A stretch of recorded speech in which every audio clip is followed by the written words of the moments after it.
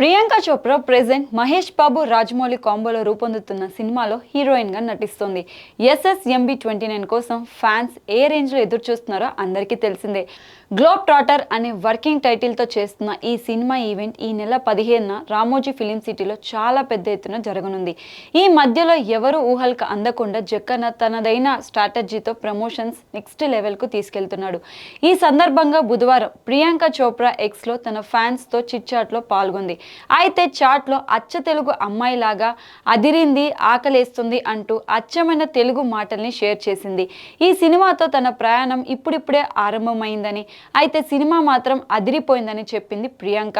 తెలుగు మాట్లాడడం, రాజమౌళి సినిమాలో shooting schedule, ఈ రెండిట్లో ఏది కష్టంగా ఉంది అని ఒక నెటిజన్ అడిగితే దానికి బదులిస్తూ రెండూ కష్టం అనిపించలేదు, కానీ ఈ రెండు జీవితాన్ని మార్చే విషయాలు అవుతాయని చెప్పుకొచ్చింది ప్రియాంక చోప్రా. ఈ సినిమాలో మందాకిని పాత్రలో చేయబోతుంది ప్రియాంక చోప్రా. ప్రియాంక ఫస్ట్ లుక్ పోస్టర్ను రిలీజ్ చేశారు రాజమౌళి. మందాకినిగా ప్రియాంక పాత్ర ఈ సినిమాలో నెక్స్ట్ లెవెల్లో ఉండబోతుందని ఈ పోస్టర్ ద్వారా రివీల్ చేశారు. అందులో భారతీయత ఉట్టిపడేటట్టు చీర కట్టుతో గన్ ఎక్కుపెట్టి సీరియస్గా ఫైట్ చేస్తూ శివంగిలా కనిపించింది ప్రియాంక. మందాకిని పాత్రలో లెక్కలేనని కోణాలు ఉంటాయన్నారు.